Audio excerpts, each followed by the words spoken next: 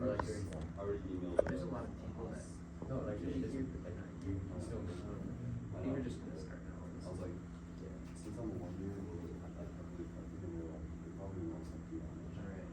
Let me sit down.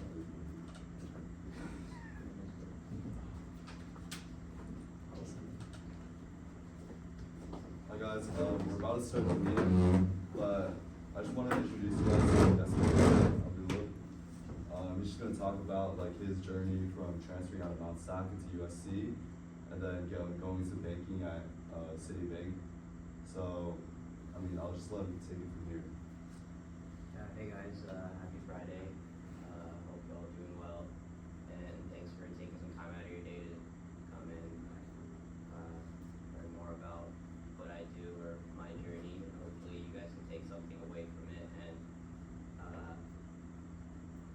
just take something away from it, if anything. I don't know what it is, but hopefully it'll be alright.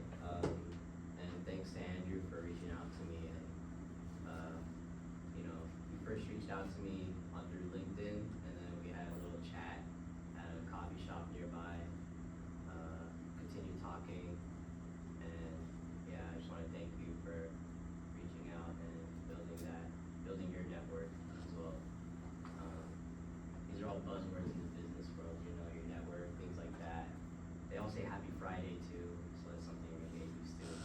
But yeah, today I'll be talking about making your career in banking, but you know, now that I think about it, I don't really want to focus on like making a career in banking. It could be anything business related or even career related. So, because there's always something that you can take away from, I feel like what I'm about to talk about, no matter what you do. So, yeah, we can go to the next slide. And I think it would be important that you guys know a little bit about who I am, because you guys have never seen me, and also it's just fun to talk about. So my role at Citibank, which is where I work, is I'm a TTS sales analyst within our global solution sales team, and TTS is Treasury and Trade Solutions, which we'll go over later on. And I'm in a rotation program right now over there, so it lasts about 2 years. I'm in my first year, and starting December, I'll start my second rotation. And my first rotation is currently within it's in different sectors. So the rotation I'm in right now is within technology and communication. So we have clients like Google, Apple, Disney, Netflix, and the fun thing about that is you get to go to these companies' headquarters, present to them. So, you know, I presented in front of Tim Cook. That was probably the biggest one. But the rest of them, they're all like CFOs, things like that. And it's a pretty unique role in what you do.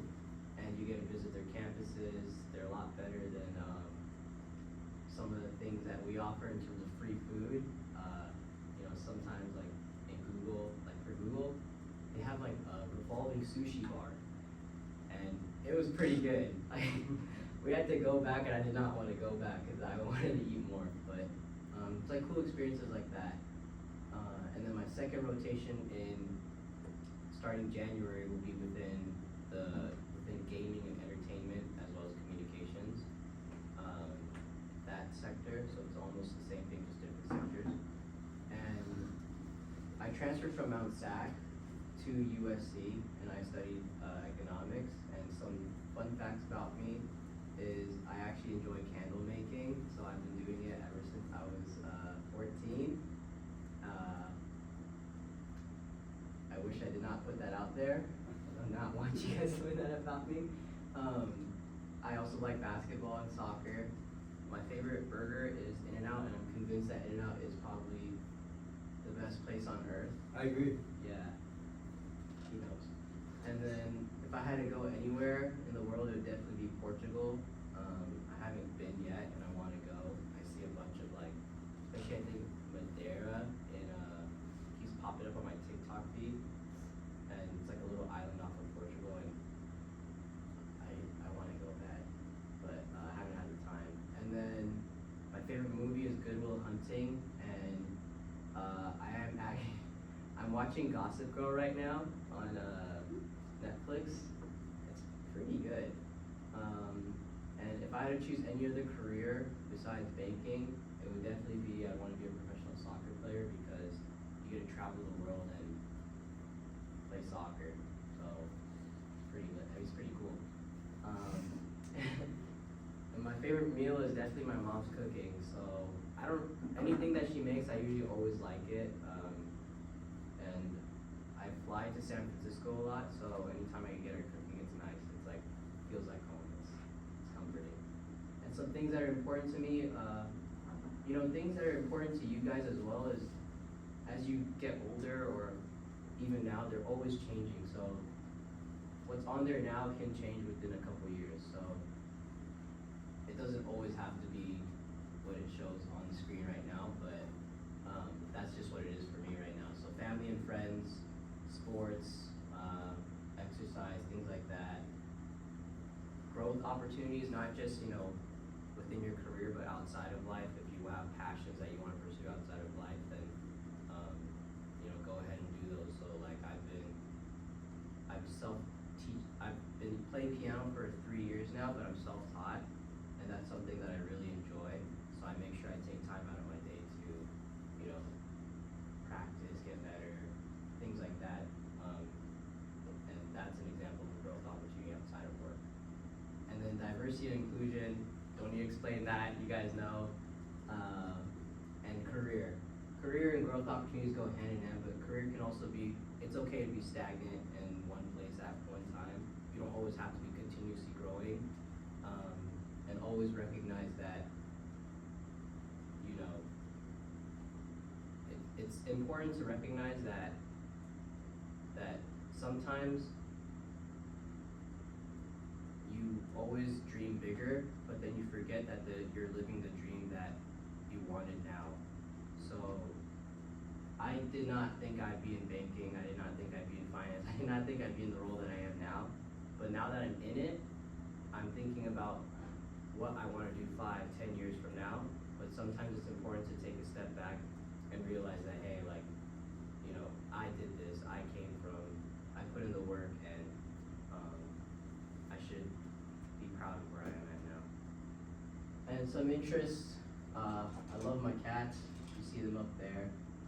The one on the left is Kobe, and the one on the right is Suji. Suji means dessert in Urdu. I'm Pakistani. And I love hooping. Arsenal is my favorite soccer team, and I also play golf. And I do remember this. I actually missed this, so it was pretty close, but I missed it. And yeah, so those are just some things about me. And if we could go on to the next slide, I'll talk about, business lines within Citi, and you'll see that the business lines within Citi is very similar to pretty much any other bigger banks that you work at. But before I go ahead, is there any questions that any of you guys had? Okay, great. And so the business lines at Citi is divided up into 5 main parts. So we have services, banking and international markets, wealth, as well as U.S. personal banking. I'm going to touch on these briefly. If you have any questions about them, raise your hand, and I'll try and answer to the best of my abilities. Although I do not work in like probably 3 of these. But again, the position that I'm in right now at Citibank is kind of unique in the fact that it mixes 2 of these business lines together. So it's like a hidden part of the bank. So U.S. personal banking is pretty much you as an individual. You have your credit cards, your checking account, savings account. We all go to banks for these types of services, and that's where a lot of our wallet share comes from. So you guys as consumers, which banks are not a lot of banks are not focused on the consumer side of things, they're more focused on, you know, these bigger corporations and things like that. But Citibank has been around for over 250 years, so it started off working with people and it prides itself in that business line. And then we have, wealth, which is like wealth management, things like that, you know, ultra high net worth individuals. And it's not just investing money for them, it's also knowing where to move their money, where to place their money, but also these high net worth individuals, which is something I just learned a couple of days ago, is, you know, if they wanna open up a charity or a foundation, they work with banks to help them do that. So it's not always investing, it can also be giving, so that was nice to hear, especially in finance. And, so markets is like what you see, have any of you guys watched Industry on HBO? It's basically like it's a pretty cool show, you guys should watch it, it's like about investment banking and things like that, and how they're, like the day in the life. And those guys work in the markets group, which is like sales and trading, so the guys that are, you know, on their big laptops with the big graphs, and they're like trading, you know, stocks, currencies, things like that. So, that's a lot of what we do, but we do it for these big corporations, so they'll give us, think about it as, you know, you give someone you give someone money and they invest it for you, and for you investing it for them, you take a cut of what it is that you're investing. It could also be them wanting to change their, you know, their currency. So like, some companies like Google, they'll have a lot of cash flow, so a lot of cash at hand, and they would want to convert, you know, their US dollars to euros. What's the best rate that you can offer us? And how quickly can you get that currency changed, you know, because they want it done real time. So it's like a very high stakes situation, high stress, but it's freaking good. And then we got banking and international.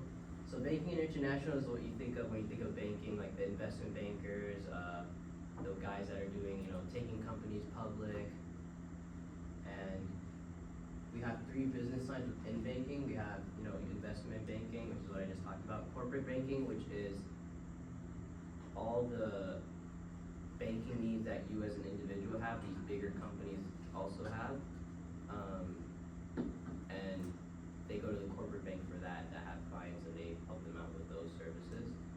And you also have commercial banking, which is, it's different than corporate banking and personal banking. It's in between that. Think of it like that, which is like, you know, small and medium-sized businesses, and they have different banking needs. And it's interesting to see that how, you know, there's an individual, then there's small and medium-sized, you know, companies, and then there's like the bigger companies. Why can't they just have all banking needs in one, you know, within one team or one group? It's hard because each, you know, type of individual, company, enterprise has different needs, and they work at different scales. So having a team that understands those types of, you know, needs is crucial, not just for us internally as a bank, but also for you as an individual. What's the best service that you can get? You know, 'cause I wouldn't want a banker telling you where to move my money if I don't have, you know, $10 billion, because it just doesn't make sense. If I have, you know, $10,000, I'd rather have someone who knows how to grow that $10,000 as opposed to someone who knows how to grow $10 billion, because the person who knows how to grow $10 billion never had experience growing $10,000. So think about it like that. And then we have services. Services and banking and international, they kind of work hand in hand. And that's like the group that I'm in, which is kind of like a split in between which we'll get into later. The services, they, you know, they provide these types of, ongoing solutions for their clients. And it's a lot of innovation, a lot of tech. So if you like, if you're thinking about working in tech but also wanna work in finance, the service business line is good for you. Any questions? Okay, good. Well, not good. If you have questions, ask, you know. And then, so Treasury and Trade Solutions, so this is, I guess my bread and butter. I mean, not really, I'm still trying to understand what it is I do. Cause I also think when you start working, you don't really know what you do, until like, my boss was telling me too, he was like, sometimes I don't even know what I'm doing, and he's like 30 years older, he's old. He's like 30 years older than me. And so, yeah, like, these are all buzzwords again, and I could try and explain it all to the best of my ability, which is what I'm about to do. So, you know, within Treasury and Trade Solutions, you have 4 main subsector business lines, that go hand in hand, and they work together, all work together to help businesses do what they need to do, which is run. And within Treasury and Trade Solutions, you provide them the opportunity to move their money in different places, because if a company can't move their money, they can't run. Especially a company like, you know, Google and Nvidia especially, like, they have to pay their suppliers, they have to buy chips from other, you know, people, and then they have to get their payments when they sell those chips, they have to receive the payments from their, you know, their consumers. You know, you guys know accounts payables, accounts receivables, things like that, I'm hoping. Yeah, there's a lot of that involved in this, but, you're not really doing I remember when I took accounting here, you're doing like with the whole balance sheet, you're doing it all like by hand. You don't do that here, so, which is good. But it's important to know nonetheless. So within Treasury and Trade Solutions, you have liquidity management, payments, treasury, working capital, and security services. So all 4 of these work hand in hand, and the reason why they're all so important is because, you know, actually before I go into that, do any of you guys know what liquidity is? Yeah? What is it? Is it just money? It's like money you can use right now. Yeah, Right. Yeah, okay. Wow, impressive. I honestly did not know what it was until after I started working. I didn't understand anything, man, I'm dumb. So, yeah, liquidity is like the ability to, like you said, make sure that you're able to get cash instantly. And companies that can do that are successful. So, Apple is probably the best example of that. They have no debt pretty much and all cash. And that's why they're so successful, and everybody wants to work with them in terms of manufacturers, suppliers, because they know they're gonna get paid instantly. They can move money, they can do whatever, and it's honestly super cool working with them. It's really easy, cause, no complications. But, yeah, if you're able to do that, then you go to the next step, which is payments. You're able to make payments to your to other companies, you're able to receive payments from other companies, from consumers, so things like that. And then you also have trading and working capital solutions, which is because you're able to be liquid, you build trust with these suppliers, these other trade, you know, trade finance companies, to be able to buy your products, your chips, for example, for a semiconductor like Nvidia. And then security services is actually, I would say, the most important out of all of these, because these big companies are moving a lot of money, in a very short period of time. And when you're moving a lot of money, you need to make sure that it's secure.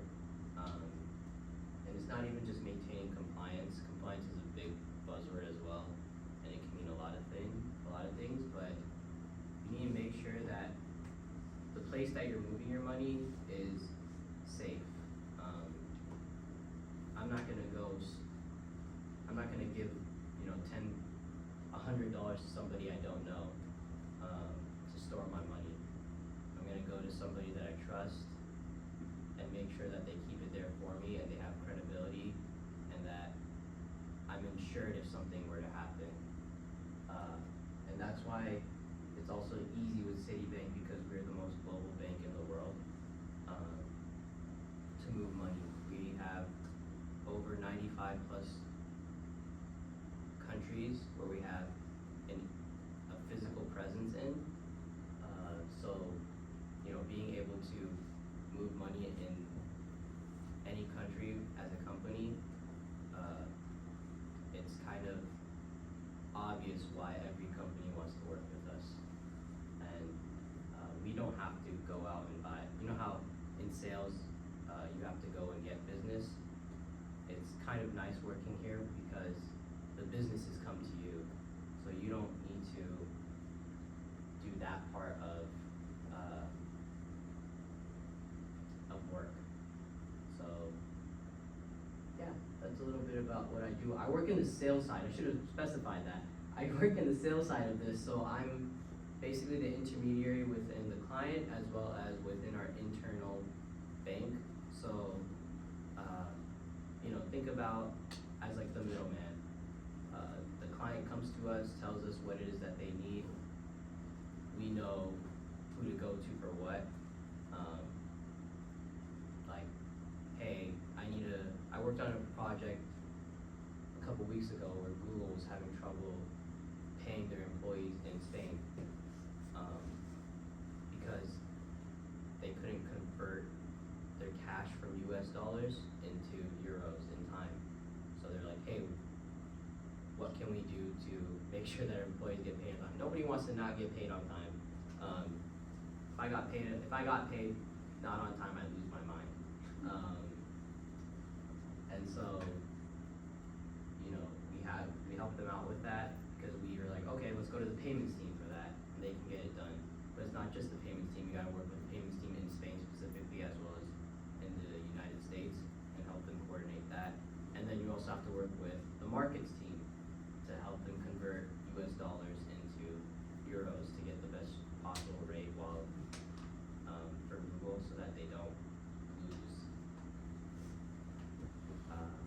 money, because, you know, like within currency, like the US dollar is worth a lot in Japan, for example.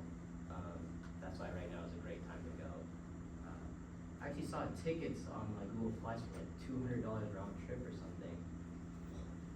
Yeah, so y'all should go or something. I don't know. I can't go, but I'm telling y'all to go.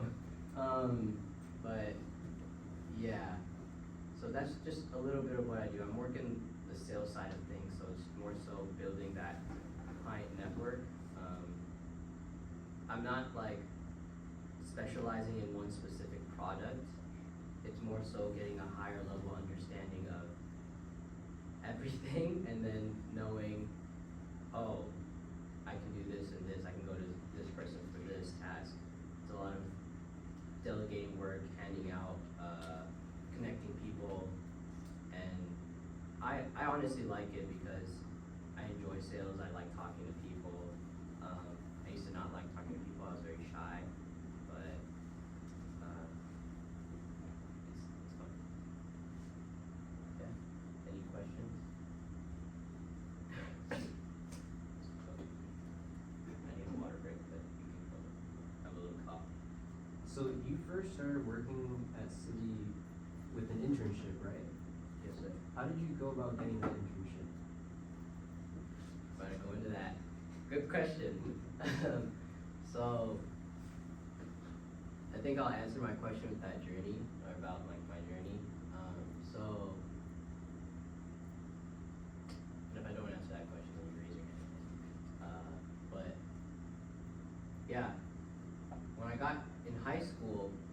tell you about my journey because I think it's also important that the reason why I wanted to talk to you guys today is because I wish someone was there for me when I was transferring. It's hard to navigate things when you transfer, especially because everything is, what people don't understand for transfers is everything is a lot faster than you think it is. When you transfer, it's like, it doesn't just stop there. If anything, you have to work at an even faster pace than your peers that were 4 years, or that got in first year. And I'm glad, it's not that I didn't know that, it was more so like, I had thank God, I had that drive in me to, once I transferred, I was like, okay, what now? Like, what can I do now to be proactive in, what I want to do with my career? But I'll get started with this by talking about high school. So like in high school, I didn't get in anywhere, so I ended up going to Mount Sac. My mom teaches here at Mount Sac as well. She teaches at Cal Poly. And so I grew up ever since I was 6 years old. My mom would pick me up from school. She'd take me to the building, the stats building down here, and I'd sit down in the back, do my homework, or just watch and play around while she taught her class. So Mount Sac is almost like a second home in a sense. It's very familiar. So I didn't really like Cal Poly when I went there, even as a kid. But I ended up choosing going to Mount Sac because I knew I wanted to transfer to, I wanted to transfer to a better school because, when you're looking at getting a job, I feel like school definitely plays a role in what school you go to definitely plays a role in the type of job that you want. So I felt like my chances of transferring from a community college versus a 4-year, especially at Cal State, are a lot higher. So I chose to go to Mount Sac, and while I was at Mount Sac, I took all the classes that I need to. I was able to transfer within a year. I got into UCLA, and then I got into USC. And I was gonna go to UCLA for business economics, but then my family's been like a USC family for some reason, but I was like, dude, tuition is gonna kill me, cause it's expensive. And so, but my parents are like, just do what you wanna do. I wanted to go to USC, and their business school, it's known for, it's a good business school. And so I was like, okay, like, I'll figure it out. And so I went to USC. I'm still figuring that part out for the tuition and all that. But I went to USC, and I actually did not end up getting into the business school because once you get to USC, you have to apply for the business school. I didn't get in, so I was like, what am I gonna do now? And I was like, okay, let me do the closest thing that I think is, it was either between economics and stats. I grew up, I love stats, but I wasn't too sure what, the career opportunities were with that. There's definitely a lot, but I started doing research online, and economics, there's a lot of things that you can do. You wanna do CS, you can do economics. You wanna do business, economics, math, economics, like engineering, you can major in economics too.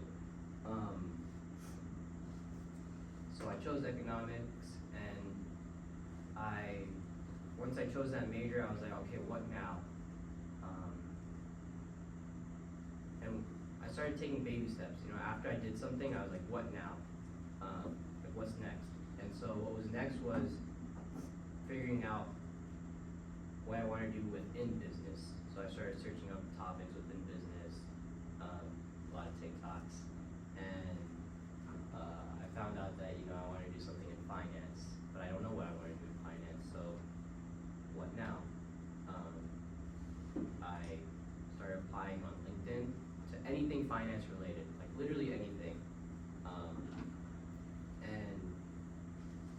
besides that, I started networking. So networking is also a buzzword that it's like you don't really necessarily understand like how to network, how to reach out to people, how to talk to them, and that's something you'll slowly start figuring out along the way. But I started doing that, and I noticed that people always want to help you out, no matter what your background was from. And to be honest, I wasn't sure if they wanted to help me out because I was like, oh, I'm a community college student, you know. It's tough to say, but some people do look down on you for that. But it is what it is. It's just life. And from there, I ended up getting an interview. I actually applied to, I have an Excel sheet too. I applied it was my sophomore year going into my junior year. I applied to it's not to like get you guys scared or anything, it's just, I applied to over 500 internships. I only got interviewed at 2 places out of those 500, and one of them, ended up giving me a role, and that was an investor relations and corporate development intern at Bill.com. And that company recently just IPO'd, and lo and behold, the company that took them to IPO was Citibank, but I didn't know that at the time. And the company was still very small, like I think still kind of a lot of money, but I think it was doing like over 100 million in revenue every year. And it was a very small company, but it got me into the payment space, because within finance there's also payments, accounts payables, accounts receivables, and that role was really cool because I got to work directly with the CFO, the CEO, the investor relations director, and it's kind of like, that role is kind of like, you're pretty much like an internal news reporter for the business. So whenever the business releases their annual reports or any news related, you're like writing it up, you're presenting. It's pretty cool, and I would definitely look into that if you're interested in something like that. It was pretty fun, and you also get to work with, and from there I started understanding what life is like within finance, and then you also get to interact with both sides, because a lot of these investor relations people, they work with bankers, because bankers come in, they have questions that they need to ask,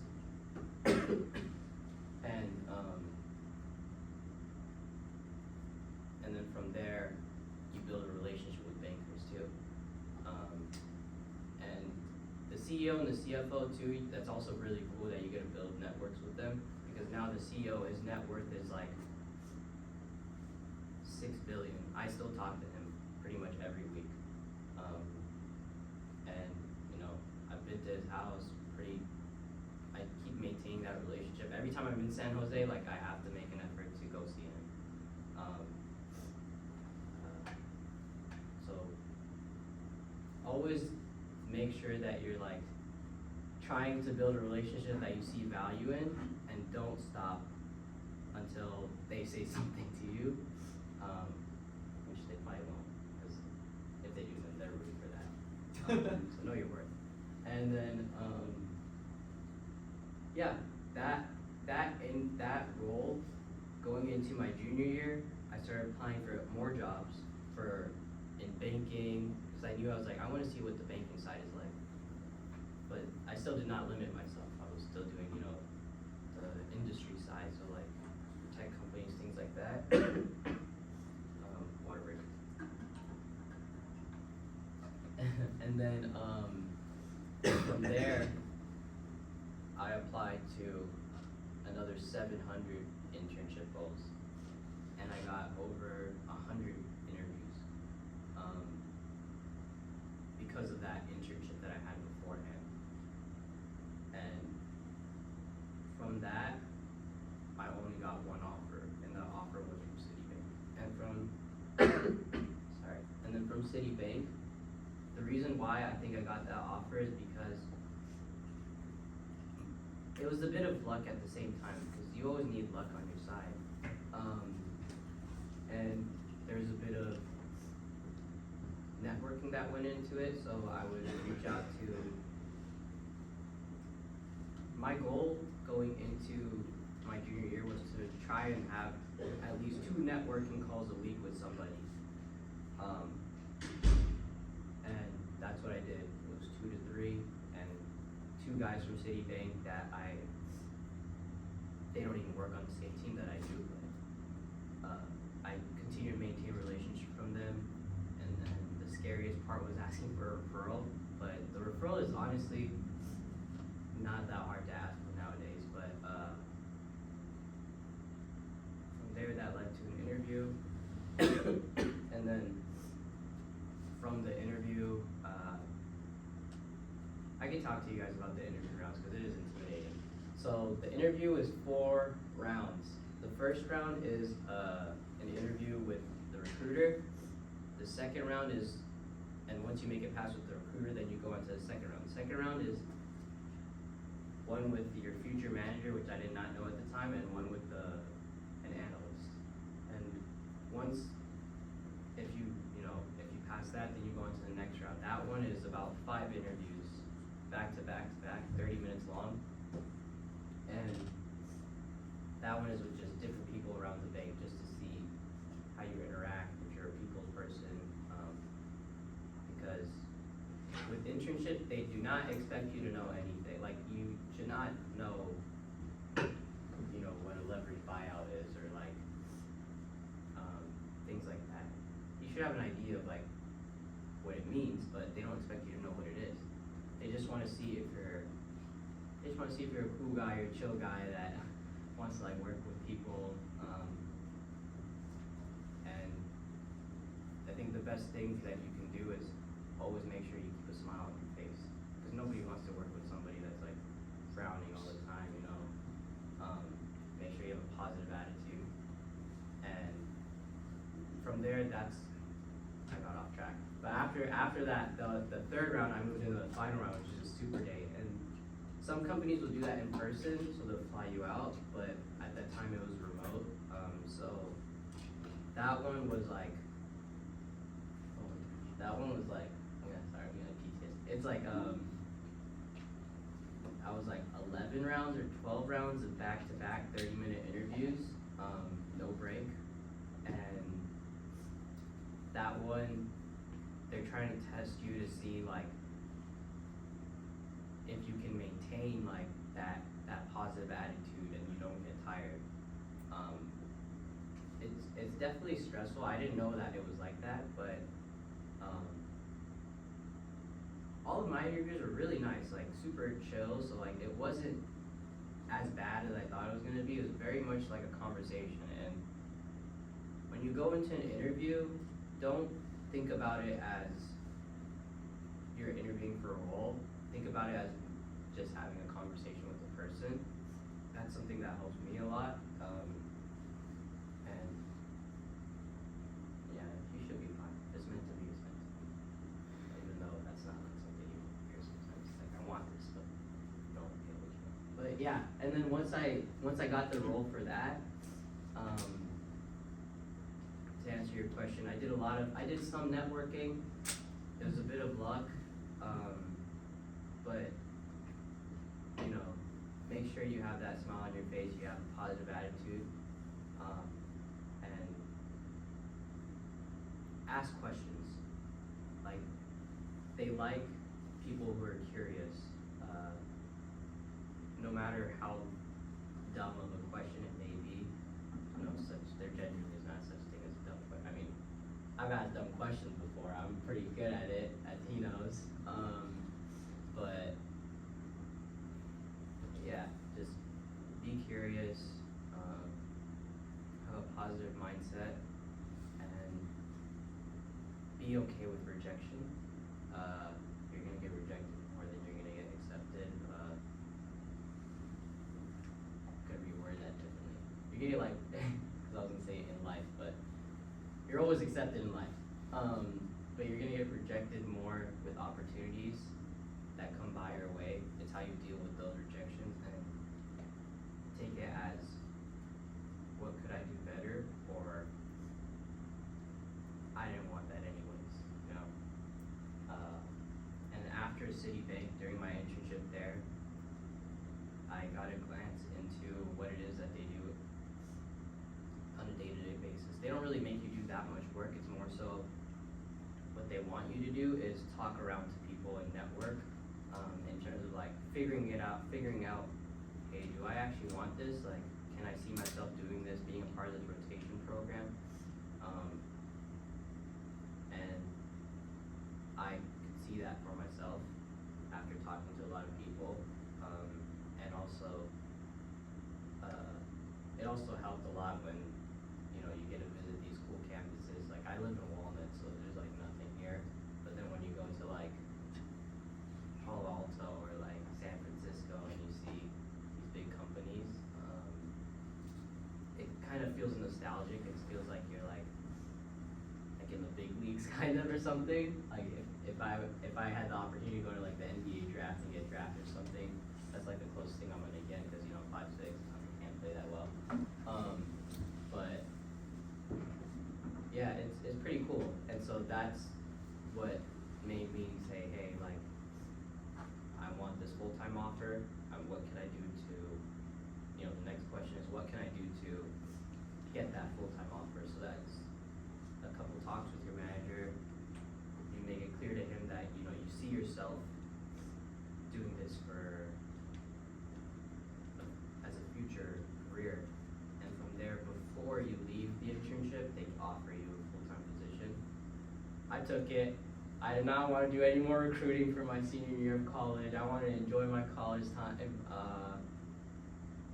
and you know, also the money was there.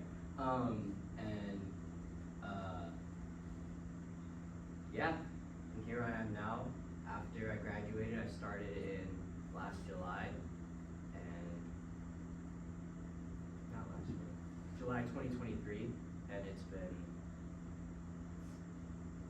good. A lot of, you definitely learn a lot. Like, working in anything banking related or accounting, like service-based, where they have a lot of clients, where you're working with a lot of clients, I think it's a very unique experience in terms of like, you figure out like what it is that you like, because you get to work with each company, they do things differently, and you're like, hey, this is pretty cool, like, let me learn more about this. And also, because you work with these companies and you work in like accounting or business or like finance, when you're recruiting for jobs, recruiters will see that, you know, you have vast knowledge in everything pretty much. So I hope that answered your question a little bit, but that was just my journey a little bit, and we go to the next slide. If you guys have any questions, let me know, but I also put my email out, and my LinkedIn is just my name, but the reason I put that out is I want to help you guys. Like, I wish someone was there for me. And it doesn't have to be career related, it can be anything. If you need help with transferring, sorry.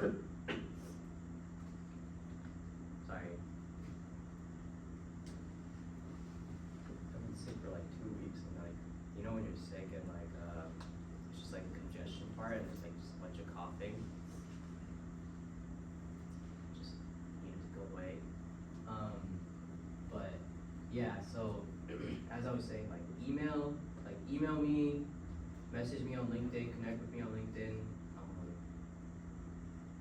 I want to help you guys in transferring, networking, like learning how to network. I've built my network up pretty well.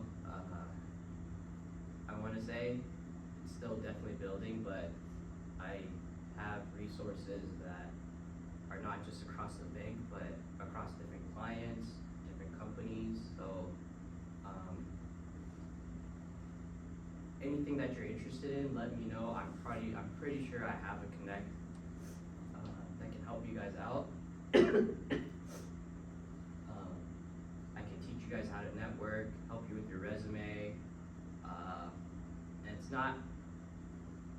it's more so of like, my mom always taught me that, you know, you should always, life is always like a trickling down effect in the sense that when, when somebody helps you out, I had someone that helped me out, you should always try and pay it forward and help somebody else out. And it's like it doesn't have to be like monetary or anything like that. It's always nice to help someone out. Oh my gosh. This is so bad. But yeah, so I'm gonna stop talking. If you guys have any questions, it'll give me a little 5-second break so I can catch my breath. But yeah, definitely, like, I'm here to help. And if you guys need a referral from City, I got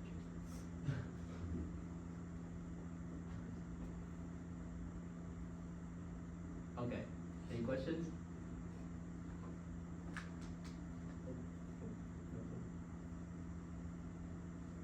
Are you guys all in, in business?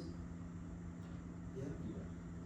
For the most part. Well, aren't you computers or something like that, or Engineering? Yeah. Yeah. Engineering is, I could never, but you do you, man, you do you. Yeah, are you guys all trying to do finance, or is there anybody trying to do like accounting or? Cool. Yeah, no, you got it. Finance. Marketing, I was telling Andrew the other day, marketing is a great role to go into. Oh, okay. Yeah, great role, super popular, you minoring in it? Yeah. See, yeah, marketing is a great role to go into, a lot of opportunity, a lot of flexibility too, like remote work. Who does not like remote work? So, you don't like it? Would you like hybrid roles or full-time? Cool. See, that's good. But yeah. Oh, and another thing too, like for my role, it's actually in San Francisco, so I actually commute. I fly in on Tuesdays and I fly back Thursdays. It's fine. It's like pretty chill. But I have a lot of clients down here in LA too. So like I'm visiting Disney on December 4th, and then I also have Netflix next week before Thanksgiving, and I also have to visit. We don't just work with tech companies, like if there's companies out here in LA, or like that I'm based in LA, then sometimes they'll send me out there too, so like I'm also like, I'm starting to break into like education as well, or like nonprofits, so they figure I could put to USC, so they decided to send me to freaking UCLA. We don't do that around here. The rivalry is real, but yeah. But anyways, thank you guys so much for taking some time.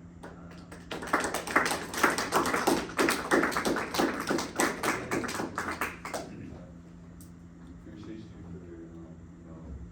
being able to take the time to come out. But if you guys haven't joined our Discord and our Instagram yet, our link tree is right here. We have all of the links on here. So make sure to like follow us on there. Yeah.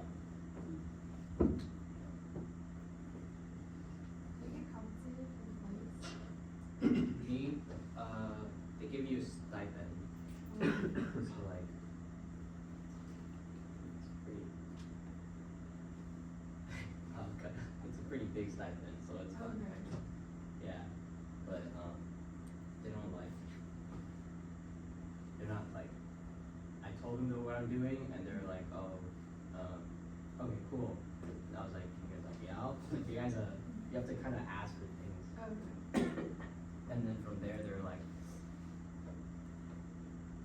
how much do you want? And I was like, oh, I don't know. And then I went to my manager, and then my manager was like, yeah, you gotta, anytime a company asks how much you want, like, you just kind of milk it. So like, just get as much as Liver pocket, maybe? heck yeah. But I mean, you have it's like a stipend, so like it goes straight to your like bank account.